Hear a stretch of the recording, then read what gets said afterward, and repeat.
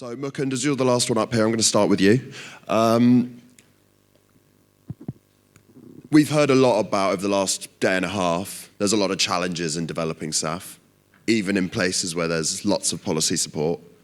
Why should people think about looking at emerging markets now in terms of getting production? Well, thank you for, can you hear me fine in the back? Okay, I think, okay, lovely. Thank you, Charlotte. Thank you for having us, Oscar. I'm here with my colleague, Charlotte. She's sitting in the back. Other than the second-hand smoke outside of Euston Station, London is pretty good. So thank you for having us here. I can't imagine so many people wanting to do a collective suicide outside of that station. It's just unimaginable. Coming back to the topic at hand, why do emerging markets? The first and obvious answer is you follow the demand. And it's not hypothetical, right? It's not because there is larger population there, and that's why the demand would be more. In real terms, you see the announcement that happened 2 weeks ago, Qatar wanting to buy unimaginable number of airplanes from Boeing. Thank you, Qatar. And the order book you follow of both the airframers from Asia Pacific, it's rather obvious. So I grew up in India, and I had a question on my geography test which said, name all the international airports in the country. And as a child, it was only 4. And I could ace that every single time. And now there are 45. And can you do all 45? Yeah, and I can't, no, oh good Lord. I can't even remember 4 now because significant deterioration up here. But the 45 is impossible to name. So that's one. The second one is world is coming increasingly closer. And what I mean by that is there are a number of airline operators that have one end in emerging markets and the other one in developed market. Take example of 2 of my investors. So Wizz Airlines is an investor, and they have taken recently deliveries of A321 XLR. It's a single aisle, narrow body aircraft that goes 4,700 nautical miles. I mean, this is game changer when it comes to reducing the cost of freighting people between the countries. We talk about how aviation is expensive. It is not. 1990 to today, 50% reduction in cost of flying. Only one thing that has become cheaper, and it's that, and maybe flat screen TVs, but then we buy larger TVs and the cost goes up. And the third reason, which is far more important at the other end of pandemic, most industries and governments have realized the need for self-sufficiency and domestic supply chain resilience. And emerging markets are no different when it comes to their own need of having their own SAF produced to fly their own aeroplanes. And compendium of these reasons, I do believe emerging markets will play an important role in growth of aviation. Richard, you at Honeywell provide, how many licenses have you sold now around the world? From a renewable fuels perspective, we're over 70 licenses, and maybe just for contextual on this. So UOP, we are a technology provider, a technology licensor on that. And so we've got a heritage from the refining and petrochemical industry. But if we look specifically at the topic that we're discussing today in terms of sustainable aviation fuel, multiple routes to sustainable aviation fuel, whether that be the HEFA route to SAF, ethanol to jet, methanol to jet, and also working with Johnson Matthey, we have the Fischer-Tropsch, so the FT to jet. And I was just taking some notes over the last couple of days, just in terms of technology credibility from that perspective. The presentations yesterday, if people remember, Alistair from ICF stood up. He identified a couple of very big projects. He identified the Zhao project over in China, invested in by BP. He identified the Petronas ENI opportunity, the SAF being produced over in Asia. Then we had Axel, who was from OMV. He spoke about their OMV Petrom production facilities. And then this morning, Jean spoke about the world energy production over in California in Paramount, which has been operating for almost a decade now. The common factor, those are all UOP, HEFA to SAF technology processes.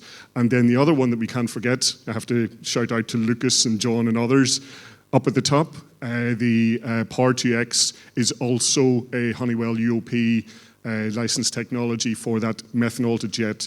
So that maybe just sets the scene as to why why I'm sat up here talking about from an investment perspective. So you've mentioned where you've sold licenses thus far. What are when we talk about emerging markets, what do we mean by that? Where are they? Where are you sort of looking at selling licenses where you haven't necessarily sold them before? Well, it's a fair point on that, because we're speaking about emerging markets. I appreciate we're speaking about emerging markets here in this context of geography. I would say that SAF itself is an emerging market across the board on that. So wherever and everywhere is interest on that. But if I was to look at specific individual countries, I would say there's 2 to 3 that come to mind. The first one would be Brazil. Brazil, because you've got the feedstock components there, whether it be, for example, soybean oil coming the HEFA route, or you've got multiple routes to ethanol that can take that onto SAF, or the biomass component there.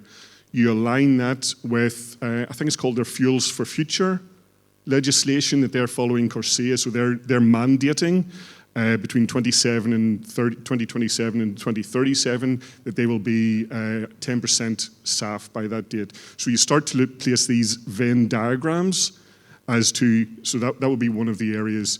The other that you mentioned is actually India, in my opinion there, because you have to remember, SAF, we talk about a percentage in the blend. We also have to look at jet in and of itself is growing significantly. India, the CAGR over the next 10 years is almost 6% growth in jet, which is huge there. They're a huge ethanol producer, etc. And they've got, so that's, to me, is a strong potential for SAF.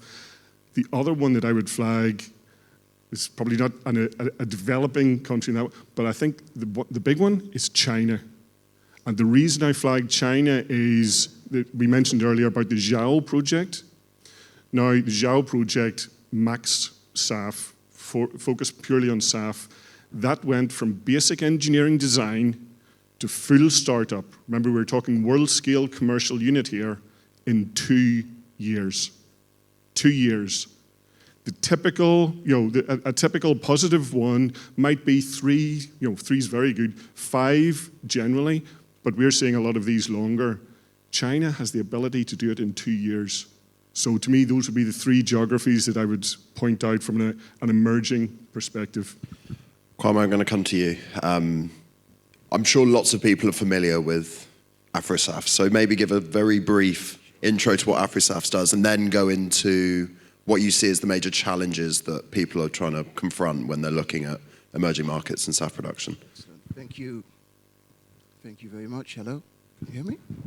Yep. Okay. So really, AfriSAF is really about leveraging the untapped natural resources of Africa. Africa, many of you know, is the second largest landmass in the world. There's a huge amount of, whether we're talking about first gen, second gen, or even electrification through renewable power.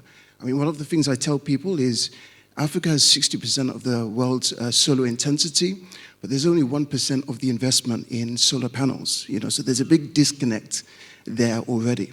But of course, what we're talking about is primarily Gen 2 from agriculture, of which we estimate there's about 150 million tons annually produced, which just goes underutilized, which is either just burnt or just discarded.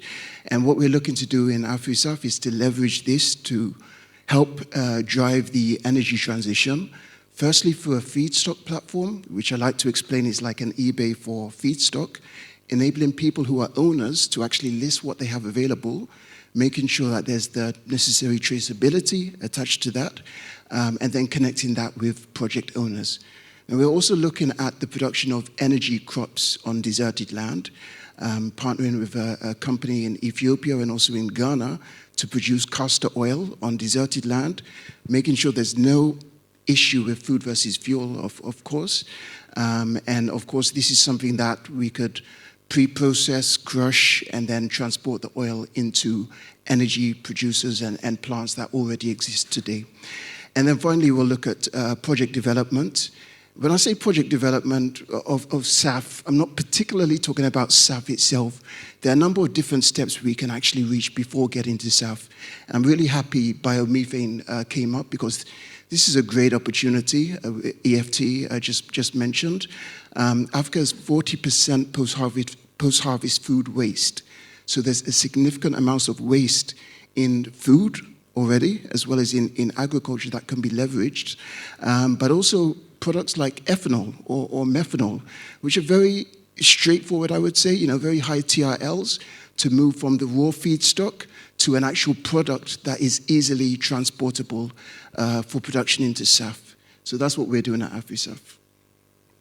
Roberto mentioned it on a panel earlier this morning about looking at emerging markets. One of the risks are the project developers and the operators of these facilities themselves. There are additional risks beyond what we're talking about when we talk about it in other sort of geographies.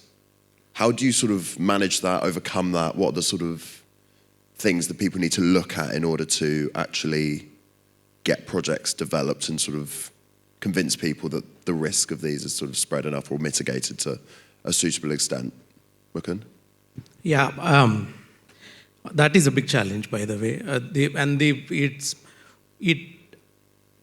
It's worse because cost of capital is traditionally higher, right? Developing markets don't have currencies in which oil is traded, so they have to deal with higher cost of capital. And the other component is technology sourcing, right? It's an arm's length transaction with somebody like, I'll put you on spot here, Honeywell. They have to, let's say, license. And because it's not indigenous, because it's not available locally, there is always a bit of distrust for first-of-a-kind type of projects. And that's not as in from the human factors of it, but it's more so you are way over there, we are way over here, and then how would this work out? Both of those are significant challenges. I don't, unfortunately, have a solution, but those are something to reckon with. The only remedy to that is aviation is so globally connected, and whether it's manufactured in India or somewhere in Africa or the United States as a fuel, you are always going to do one leg of it using SAF, right? Whether you fly back on Jet A or fly back on SAF, depending on where you start and where you go. So as long as industries have that realization, I mean, there are only 2 major airframers and 4 major engine companies, and that's the entire aviation industry, right? So why should fuel manufacturing be any different? That you can benefit from the asymmetric nature of which market has superior cost of capital and where you should be manufacturing. So those are my 2 cents. Richard, what about your perspective from a licensor? You can sort of provide technology that's in production elsewhere and sort of apply it, and how does that sort of change the conversation? Help me a bit. Yeah, I think that's, and maybe just to touch on some of some of the pieces. So, we're mentioning around about, for example, Africa on that one. So, and from a licensing technology, for example, well, from UOP, we've licensed multiple technologies right across Africa on that. But I think that's one of the things that we can touch on. For me, we talk about energy transition. A lot of the technologies there, it's evolution of the technology. It's not revolutionary technology. And if there's one thing I want to get all of the investors and bankers a little bit more comfortable with, is their concept of technology risk, or whenever it's being spoken about as first-of-a-kind technology. So from very simple terms, if we look at HEFA to SAF has been mentioned multiple times over the last couple of days. For those that aren't aware, the technology to produce SAF from HEFA is exactly the same technology that produces jet fuel from fossil fuel. It's hydroprocessing. Yes, I think Andrew was mentioning in the previous one, has it been tweaked to improve the selectivity? Has the process been improved, to take account of the feedstocks? But yes, and I think that's the same for all of the other technologies we speak about. There was the Project Speedbird put up the block diagram of ethanol to SAF. Those building blocks all exist and are in commercial operation. Ethanol dehydration, followed by oligomerization, followed by hydrogenation. Those technologies have all been there and used for decades. So I think in terms of introducing to others, that's maybe where it sits as well. Where are the countries that maybe already have the experience of those and thus are slightly more comfortable? And then it's for ourselves as technology providers, how do we help others become more comfortable? And also, we need to become more comfortable in being uncomfortable. We need to take on more risk as well. We need to support those other value chain pieces on that. So that's for me as to that evolution of the technology rather than necessarily just saying it's first of a kind. Kwame, how much of this conversation comes from within sort of, if in your case, you're in Africa, comes from discussions within sort of governments or regional development banks in Africa versus, partnerships with other areas globally and sort of bringing in outside expertise and bringing in, how do you sort of work that balance, not just in Africa, but, Absolutely. across other regions as well? Yeah, that's a very good point, Oscar. I think it's a mixture of the two. It really is from within, and one of the things we've actually started doing is to start working and engaging with African governments. Today we actually have a partnership with the African Airlines Association, so in that group, they're starting to see the actual benefits of SAF production and developing a local market within the economy. Governments are beginning to see this as well. And this is much an economy thing as it is a sustainability thing, because one of the things we've seen is that energy security closely follows food security, which closely follows political security. So it really is climbing up the list in terms of governments as well. And, we were talking about risk as well, and I think the biggest challenge Africa has is more the perception of risk than the actual risk that is there. And I think we can't speak about energy without bringing cases like the Dangote refinery in Nigeria, which is actually now the largest single train refinery in the world. A $20 billion project that they recently launched, and they're actually exporting jet fuel, to even the EU and to the Middle East as well. So, for me, a country that is typically perceived as one of the hardest to do business in is actually pulling off very high-risk projects. And that's a good sign that, essentially we can get to the production. Maybe if we can just, to me, that's a fantastic example. And the reason I say that is the Dangote refinery is 100% UOP technology. I was going to say, is that another UOP yeah, one? Exactly. So if you look at typically how did we step into the SAF market, typically that's been through co-processing. Like it or not, that's been the first step into the SAF market. Well, you look at Nigeria, the technologies they have, they can take that step in to move towards that SAF production, albeit initially through that co-processing area. But I think that it's those, where are the lower barriers to entry? Where are they already comfortable with the technologies, etc.? So I just wanted to add that in because I thought it was a really good point. Another aspect of your response then was the environmental and the sort of justifying the transition and building those things out. And there's a question about sort of the biodiversity, land use, labor rights, prioritized in these areas when they're scaling and developing so quickly, but it's also and it goes along with the economic development that goes along with the sustainability. Correct. They sort of go hand in hand in that aspect, don't they? Absolutely. And for me, it's all about bringing the right stakeholders to the table and addressing these topics. But fundamentally, Africa has a huge amount of land. I mean, we're talking 30 million square kilometers across Africa. Biodiversity is very key. For instance, in South Africa, we're looking at a project whereby there's actually an invasive alien crop, an invasive alien species crop that is actually wreaking havoc to biodiversity in South Africa, where it just so appears that this is a great crop as a feedstock for SAF. So, we're looking at opportunities like this where you can actually have a win-win at the end of the day. Countries like Uganda, we're speaking to sugar producers that produce over 200 tons of waste bagasse on a daily basis. They just don't know what to do with that waste. And we're speaking to multiple different cases, and there are many isolated cases where I believe it just takes bringing them together, bringing the right opportunity, the right projects, and then creating value from this, which is typically waste today. And finally, the last point I want to make is about the growth of the population of Africa. I think this is really key because at the moment, Africa is 1.4 billion people, similar to India and China. By 2050, it's projected to be 2.5 billion people. So a quarter of the world's working age will be based in Africa. And I think when you look at the number of plants that we need to actually get to net zero by 2050, I think ICAO quotes between 5,000 to 7,000 plants. These plants need workforce. And when you look at the upstream work that is required to manage feedstock, it's very labor intensive. The average age in Africa is about 19, 20 years old. So it presents a great opportunity for rural diversification and opportunities in these markets as well.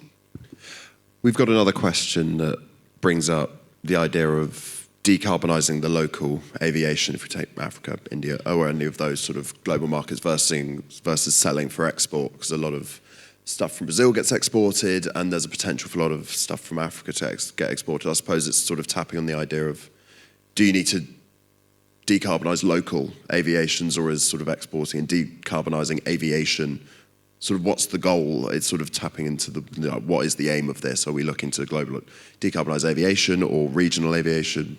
Mukund, have you got?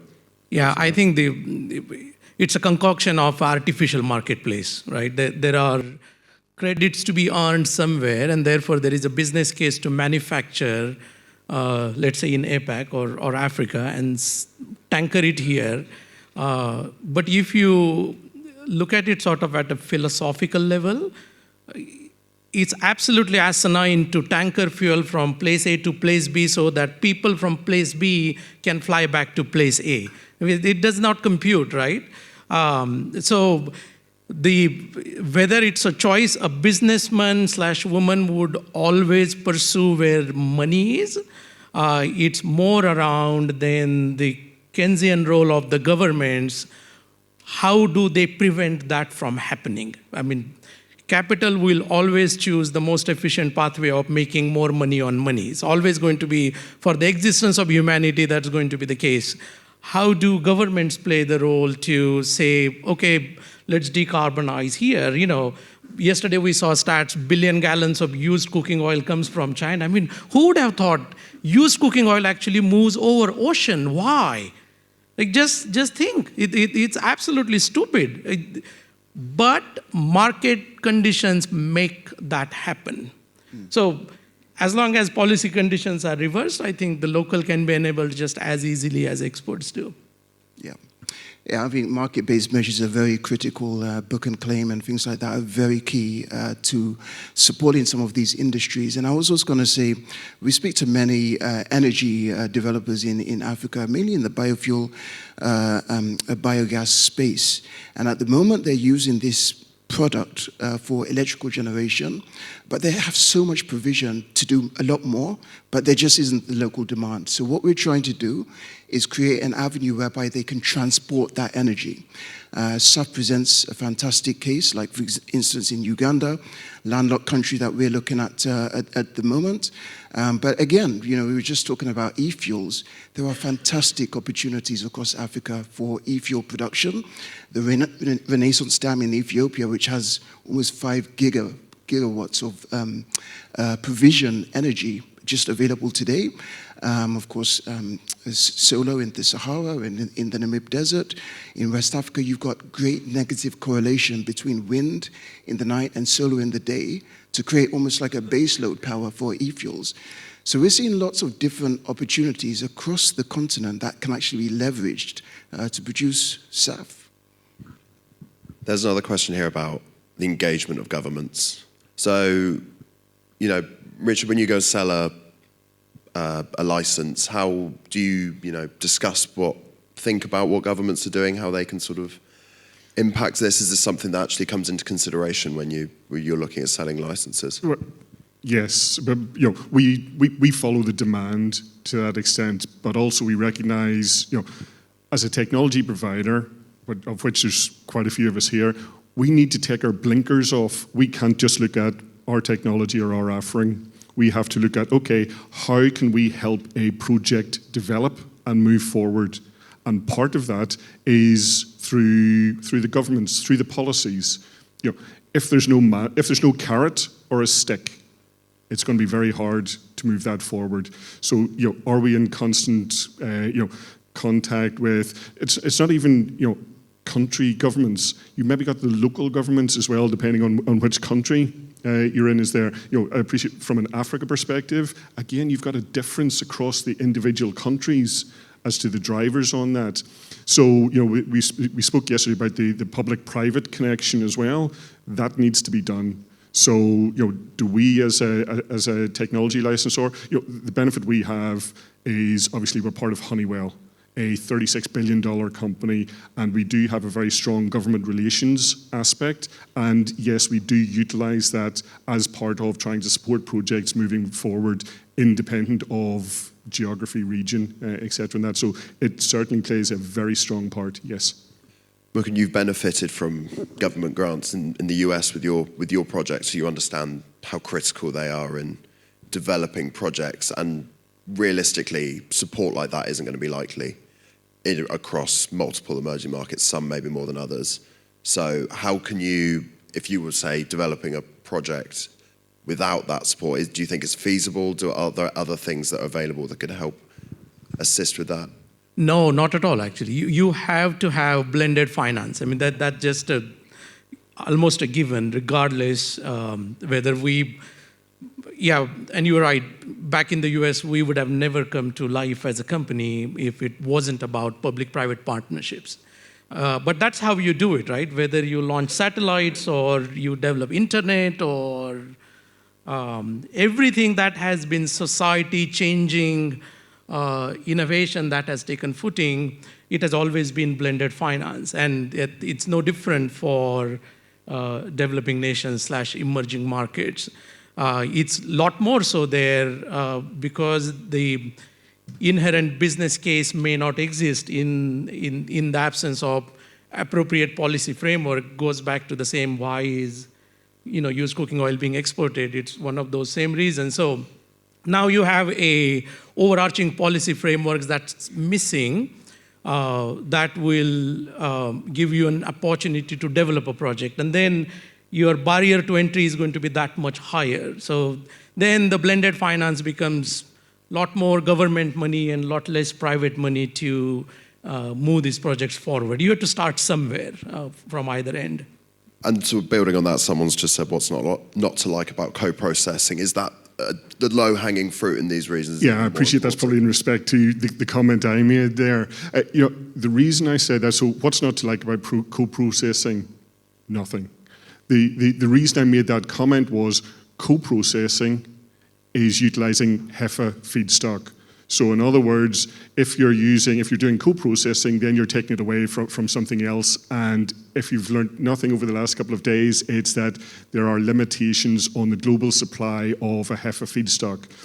Now, fair enough if you expand that out and say, how do we increase the different feedstocks that could be used for co-processing, the jatropha oils, etc., the algae oils, things like that. That goes hand in hand. But what you don't want to be doing is basically you're just taking one feedstock from another location on that one. So that was the background to my reasoning for co-processing.